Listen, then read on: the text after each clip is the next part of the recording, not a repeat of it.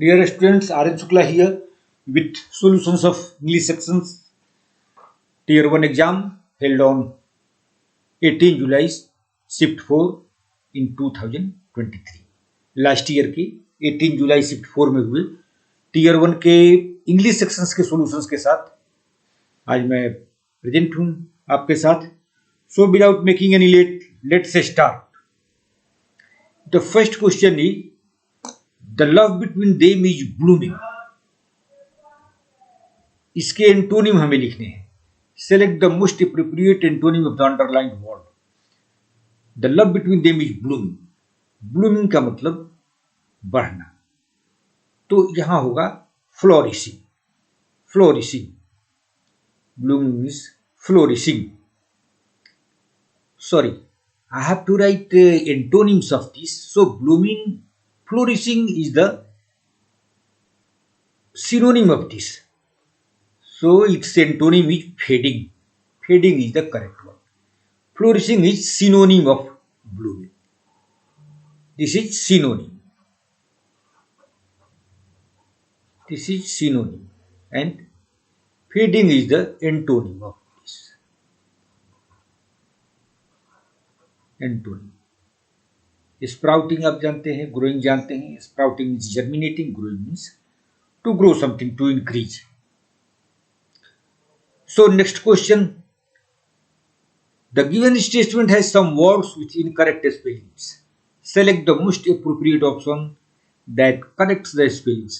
The agreement was terminated. यहां पर आप देखिए टर्मिनेटेड का स्पेलिंग गलत लिखा गया है. Terminated by mutual consent. Now 4 options are given. इस सारे ऑप्शंस में हम ये देखेंगे कि किस सेंटेंस में all the words are correctly spelled. आप ये देखिए, एग्रीमेंट का स्पेलिंग यहां गलत हो गया. यहां the agreement was terminated by mutual consent. So our option number 2 is the correct one. Option number 2 the correct one. Other all are wrong. Now next question. Select the incorrectly spelled word. Adverse, admonish, big and average. So here spelling of adverse is correct, admonish is correct, this is also correct. Spelling of average is wrong. Spelling of average is AVARICE.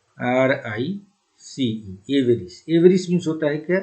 greed, temptation, greed, लालच, लोभ. Temptation भी एक word है इसका. Temptation, temptation, temptation, temptation. So we have done 3 questions and now let's go to 4th one. Select the most appropriate synonym of the underlined word. In 2023 agenda, the Sustainable Development Member States express their commitment to protect the planet from degradation. Degradation के हमें antonyms लिखते हैं, synonym लिखना है. Synonym लिखना है हमें. तो डिग्रेडेशन का synonym, degradation means to lower its grade, उसकी क्वालिटी को डाउन करना, उसके स्टेटस को डाउन करना. तो इसका पोल्यूशन से कोई मतलब नहीं है. पोल्यूशन से कोई मतलब नहीं है. Degeneration, degeneration means declination. Declination, to degrade means to decline. Degeneration, degeneration means declination. Declination किसी चीज का ग्रेड या स्टेटस डाउन होना, उसको हम कहते हैं डिग्रेडेशन, और इसका सिनोनिम हो गया degeneration. Now next question. One of them may contain an error. There is a sentence here. In this sentence, one of the part has some error. You will have to locate that error part of the sentence. Mr. Ravi Kumar the cashier are. यहाँ आ का कोई मतलब ही नहीं है. Cashier जब है ये तो सिंगुलर नाउन है. इज का प्रयोग होना चाहिए, इसलिए ये गलत है. तो हमारा आंसर हो गया Mr. Ram Kumar cashier are. So answer is 4. Now next question. Select the most appropriate one word substitution. Something that is absolutely necessary that you cannot do without. जिसके बिना आप रह नहीं सकते हैं. जिसके बिना आपका काम नहीं चले, वो इतना आवश्यक चीज है। तो such a thing is known as indispensable, indispensable, most necessary things is known as indispensable. Now next question. Select the most appropriate option that can substitute the underlying segment. The karaoke program was planned by the club was a grand success. यहाँ पर बार बार was का कोई मतलब नहीं है। Program was planned by the club was a grand success, कुछ नहीं, यहाँ होना चाहिए था karaoke program planned by the club, ये होना चाहिए था। तो यहाँ एक वॉज का प्रयोग गलत किया गया है, इसलिए हमारा किसको सब्स्टिट्यूट करेंगे, इसको सब्स्टिट्यूट करेंगे। No planned by the job, sentence में क्या है, select the most appropriate option that can substitute the under, इसको सब्स्टिट्यूट करने के लिए कौन सा ऑप्शन सही होगा, तो ये ऑप्शन सही होगा। Karaoke program planned by the club was a grand success. तो ये option number 1, option number 1 is the correct one, option number 1। यहां वॉज का कोई जरूरत नहीं है, यही एरर है। Select the most appropriate antonym of the underlined word. The truck was carrying a heavy load, heavy का एंटोनिम हमें लिखना है। हेवी का एंटोनिम क्या हो गया, light, antonym of heavy is light. So our answer is option number 4. Now let's go to other question. Select the most appropriate synonym of the given word certain. Certain का हमें synonym लिखना है। तो certain का मतलब definite, definite। तो ये हमारा आंसर हो गया। certain means definite, निश्चित, कोई चीज certain हो यानी definite है, निश्चित है, तो ये हो गया definite. Now next question, following sentences has been split into 4 segments. हमें क्या करना है, identify the segment that contains a grammatical error. The mother said that been will done, ये इसका कोई मतलब नहीं है, ये तो इनडायरेक्ट नारेशन में लिखा हुआ है, लेकिन इनडायरेक्ट फॉर्म का नारेशन ये गलत है। सेड है तो यहाँ वुड होना चाहिए और डन का कोई मतलब नहीं है।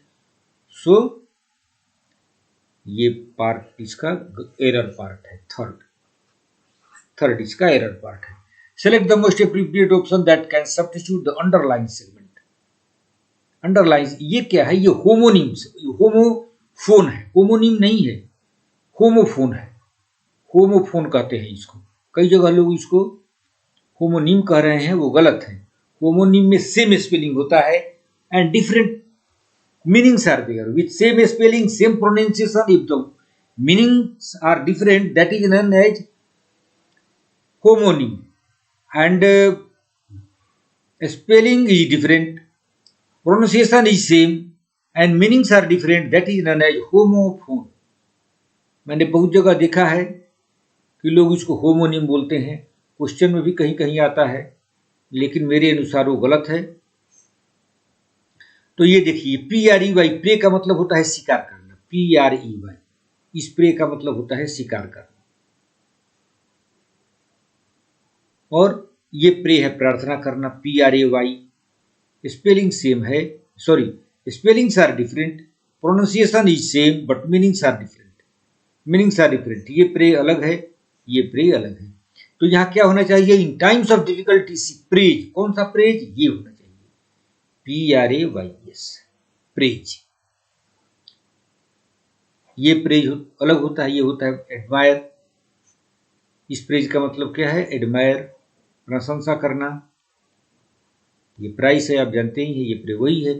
तो ये प्रेज यहां नहीं होकर के होना चाहिए PRAYS, praise for an oracle. Oracle means भविष्यवाणी होता है, प्रेडिक्शन, टू गाइड है।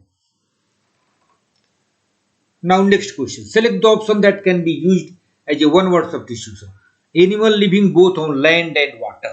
लैंड एंड वाटर पे रहने वाले एनिमल को हम क्या कहते हैं, एम्फीबियन। एम्फी का मतलब ही हो जाता है बोथ, ये बोथ के सेंस में आता है एम्फी। तो amphibian, animals that survive on land and water are known as amphibian. Next question. Select the option that can express the given sentences in passive voice. They will not water the plants. Plants will not be watered by them. ये होना चाहिए. The plants will not be watered by them. The plants will not be watered by them होना चाहिए ना. यहाँ देखिए कहाँ जहाँ them है वो आंसर हमारा हो जाएगा. ये option 2 is correct. Plants will not be watered by them.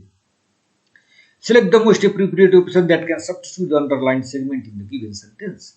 Every single day by walk. Erin went to office every single day by walk. By walk नहीं होता है, on foot लिखना चाहिए. On foot.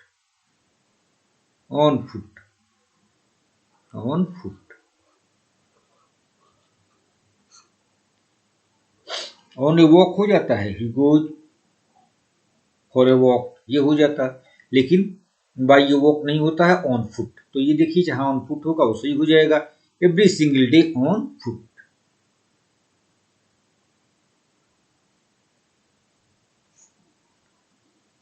Went to office every single day on foot. ये सही है और ये सब गलत है. Now next question. Substitute the underlined segment in the given sentence. If there is no substitution, select no substitution. The company decided to sell their stake in their subsidiary because it was under massive debts. अब ये क्या है? Company के लिए आया है. अब इसी के लिए कंपनी के लिए जब यहाँ इट लिखा है तो इसका पॉजिटिव के सब जगह इट्स होना चाहिए. तो ये देयर की जगह इट्स का प्रयोग सही रहेगा. देयर की जगह इट्स का प्रयोग होना चाहिए. तो ये देखिए ये क्या हो गया.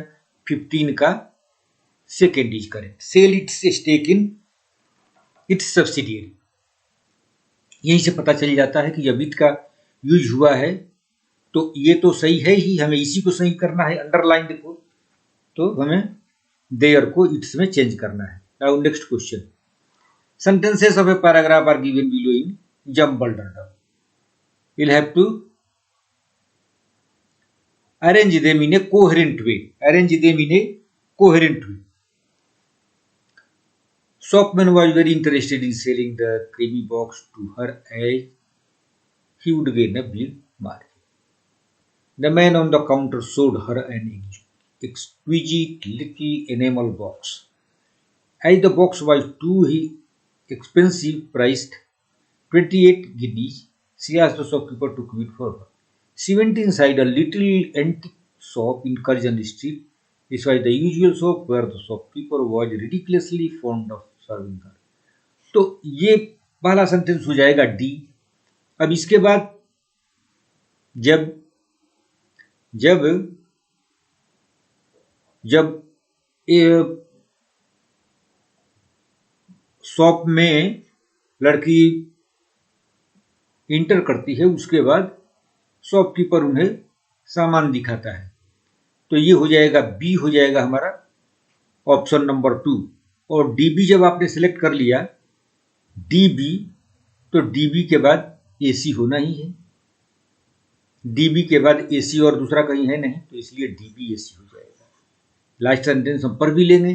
एसी में क्या है? सी में है. As the box was too heavy expensive, price 28 guineas, she asked the shopkeeper to keep it for her. तो ये लास्ट सेंटेंस हो गया. Option number 3 is the correct. Select the most appropriate meaning of the given idiom. To be in two minds means not to be fixed, means to be in two minds means not to be certain. So to be uncertain. To be uncertain is the correct option. To be in two minds means not to be certain, that is to be uncertain. Select the most appropriate antonym of the underlined word. I understand your plight. Plight का antonym हमें लिखना है. Plight means pitiable condition, bad condition. Miserable condition. तो plight का antonym हो गया advantage. Advantage, very good condition, comfortable position. Answer number 4 is the correct one. यहां 3 हो गया. Select the most appropriate meaning of the underline word. Falling foul of everyone. Falling foul means to quarrel, quarrelling with. Has he lost his mind? He is falling foul of everybody. तो to fall foul means to quarrel. Answer हो गया answer option 3। Now Rahul knows Shahbaz since childhood, इसको passive voice में change करना है। तो Shahbaz is known to Rahul since childhood. Shahbaz is known to, इसमें ये देखना है कि नन के बाद हमें बाई नहीं लगाना है, टू लगता है। तो ये देखिए टू कहाँ आ रहा है। शहनाज वॉज, नोज है तो वॉज तो होगा नहीं। Shahnaz is known to Rahul since childhood. Option 2 is correct. Option 2 is correct. Shahnaz is known to Rahul since childhood. Next question. Next one is a paragraph in which 5 blanks are there. You have to fill them with appropriate word. War is most glorified and eulogized. महिमा मंडित करना, गौरवान्वित करना है, किया जाता है, और उसके साथ ही साथ यूलोजाइज, ये वर्ड नहीं रहेंगे। Eulogise means admire, appreciate. Eulogise means appreciate, appreciate, appreciate, admire. Now next one. The real picture of warfare is as horrific and devastating. इतना डरावना और विध्वंसक होता है, devastating. Fourth one is the correct one. Fourth. Here also fourth, here also fourth. Often soldiers who witness death-like experiences suffer from the psychological disorders and are sailed नहीं, numbed, बिल्कुल चुप हो जाते हैं, बिल्कुल सुन्न हो जाते हैं, उसको बोलते हैं numbed.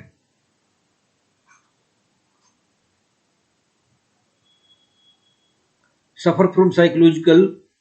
Now soldiers, those who have death like experience, जिनको ऐसा एक्सपीरियंस होता है, वो क्या होते हैं, बिल्कुल नम हो जाते हैं, नम्ब हो जाते हैं, सुन्न हो जाते हैं। फ्रॉम साइकोलॉजिकल डिसऑर्डर्स, साइकोलॉजिकली उनका मेंटल बैलेंस सही नहीं रह पाता है। So they are numbed for the rest of their life. पूरी जिंदगी में ऐसे डिवास्टेटिंग एंड हॉरिफिक सिचुएशन को देख करके वो नम्ड हो जाते हैं, बिल्कुल जिंदगी से इनएक्टिव हो जाते हैं। Many war poems contrast all the sentimental myths about warfare by fourth one by exposing the harsh realities. These poems expose the harsh realities of the warfare that the soldiers face. इन कविताओं में warfare की हर्ष realities को describe किया जाता है, जिसको soldier face करते हैं। The real trauma is seen in people who are left to for their loved ones after they are gone. The real trauma is seen in people who are left to. अब ये क्या है, उसके बाद जो उनके सर्वाइवर्स जो बच जाते हैं, जो सोल्जर्स के मरने के बाद उनके जो डिपेंडेंट्स होते हैं, उस सोल्जर पर डिपेंड करने वाले लोग ट्रॉमा के वो बियर करते हैं। तो रियल ट्रॉमा किसके पास आता है? वो आदमी जो आदमी जिंदगी से चला जाता है, उसके लिए वो सोचता है। तो हम देखें ऑप्शंस क्या हैं। Mourn, memorize, resist, think. तो वो लोग क्या करते हैं, वो लोग शोक मनाते रहते हैं। Mourning is the correct word. Mourn means शोक मनाना।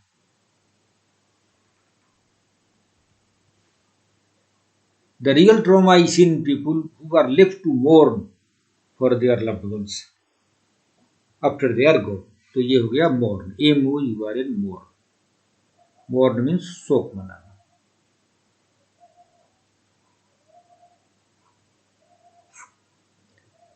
So friends, with this we have covered 25 questions of English section held on 18 July in Shift 4. I request you and advise you to practice it so that it will be beneficial for you in next exam. Thank you very much.